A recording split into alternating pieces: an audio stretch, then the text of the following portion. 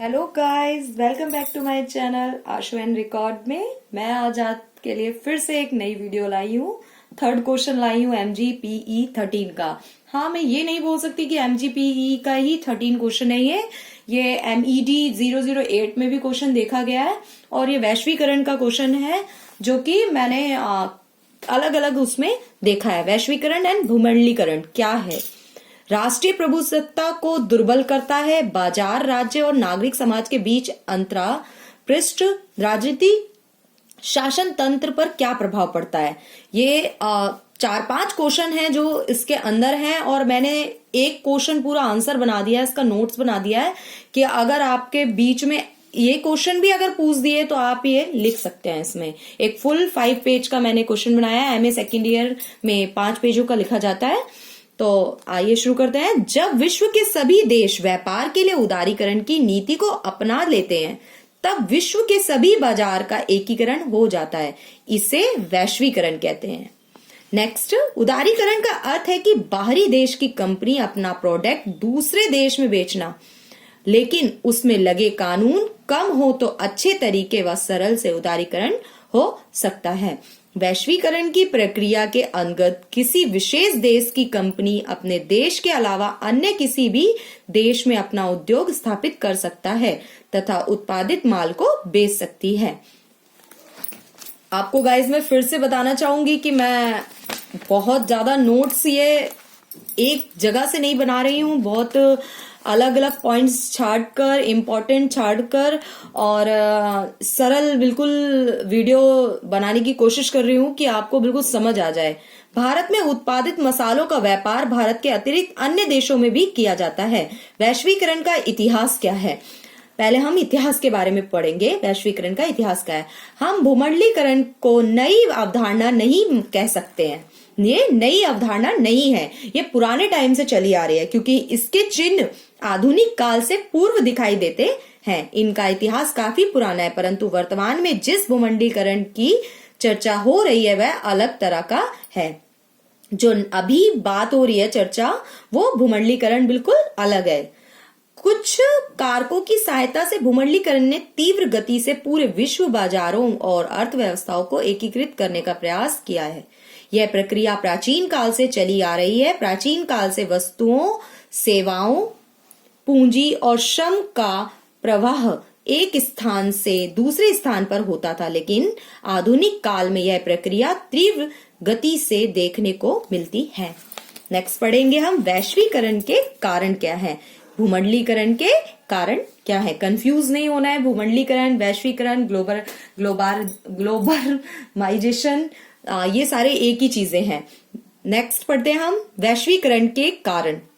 वैश्वीकरण को बढ़ाने के लिए एक कारण जिम्मेवार नहीं है, जैसे टेलीग्राफ, टेलीफोन और मार्कोचिप के नवीनतम आविष्कारों ने वैश्वीकरण की प्रक्रिया को तीव्रता प्रदान की है। मतलब बहुत ही वैश्वीकरण क्यों इतनी तेजी बढ़ रहा है, क्योंकि क्या क्या है, टेलीग्राफ, टेलीफोन, मार्कोचिप के नवीनतम आविष्कार ने, इन सब चीजों ने वैश्वीकरण की प्रक्रिया को बहुत आगे बढ़ाने में बहुत ही तेजी करी है।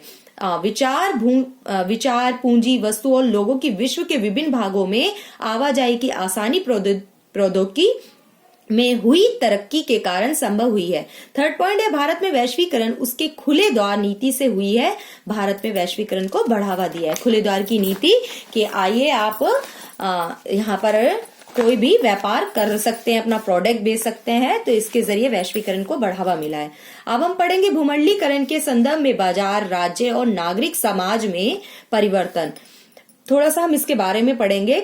1980 के दशक में मध्य में नव उदारवादी सरकार द्वारा जो नीति बनाई गई थी, उन्होंने विश्व भर में सेवाओं, वस्तुओं तथा पूंजी के अंतर्राष्ट्रीय प्रवाह की बाधाओं को कम करने का प्रयास किया।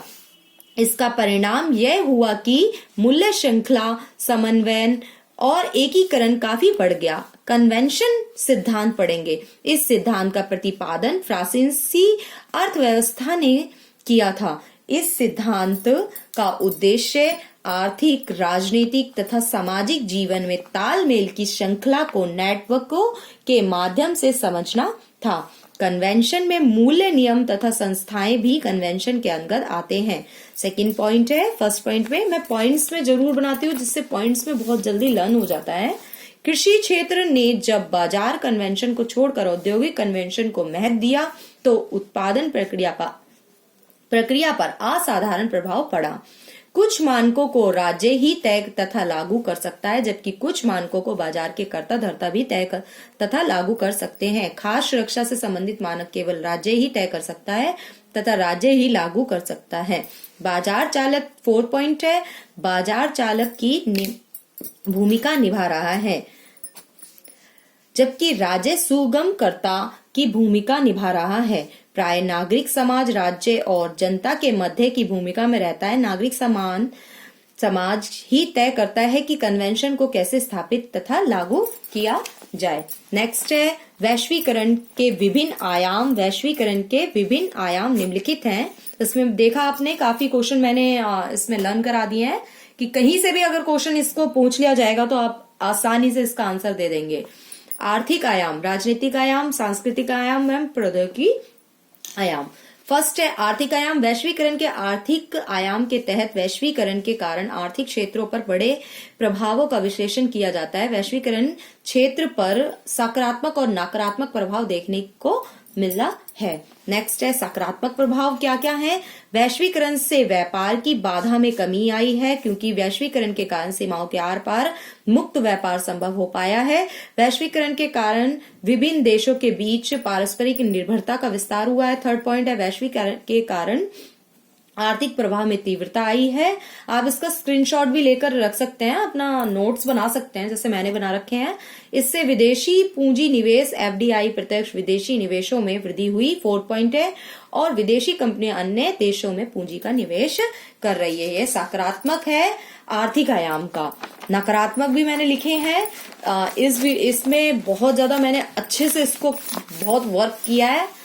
नकारात्मक प्रभाव है पूंजीवादी व्यवस्था को बढ़ावा मिला है, ये नकारात्मक पॉइंट है।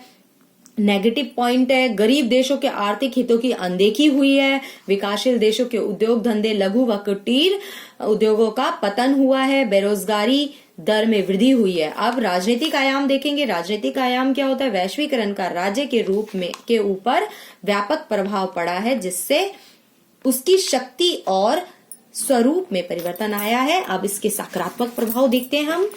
आइए हम देखते हैं। फर्स्ट पॉइंट है वैश्वीकरण के कारण राज्य की क्षमता के व्यापक वृद्धि देखने को मिली है। जो राज्य की क्षमता है इसमें व्यापक मतलब विस्तार वृद्धि देखने को मिली है। किसके कारण। राजनीतिक आयाम वैश्वीकरण के कारण देश की आंतरिक व बाह्य सुरक्षा संभव हो पाई है। थर्ड पॉइंट है प्राकृतिक आपदा आतंकवाद जैसी वैश्विक समस्या का समाधान साझे रूप में कर पाना आसान हुआ है।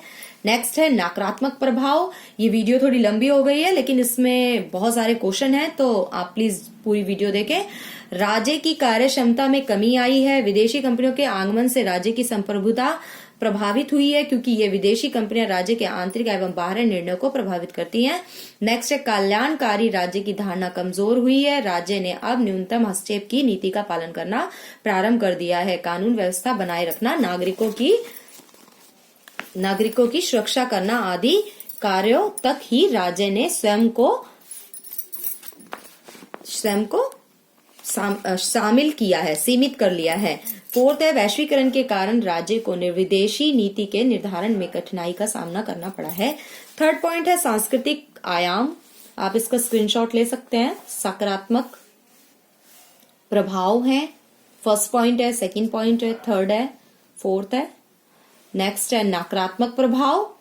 वैश्वीकरण के कारण गरीब देशों की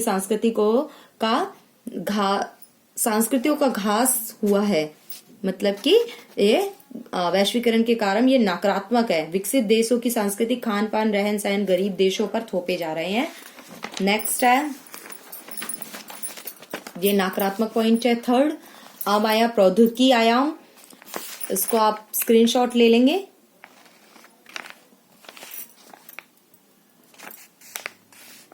ये है निष्कर्ष। वैश्वीकरण की प्रक्रिया 20वीं शताब्दी अंतिम दशकों में अपने चरमवा पर पहुंची है। भारत भी 1991 में खुले द्वार की नीति, ये निष्कर्ष जरूर लिखें। आई होप आपको मेरी वीडियो पसंद आई हो। प्लीज लाइक करें, सब्सक्राइब करें और ज्यादा से ज्यादा शेयर करें और कमेंट्स में मुझे जरूर बताएं कि कैसी लगी आपको video. Thank you for watching.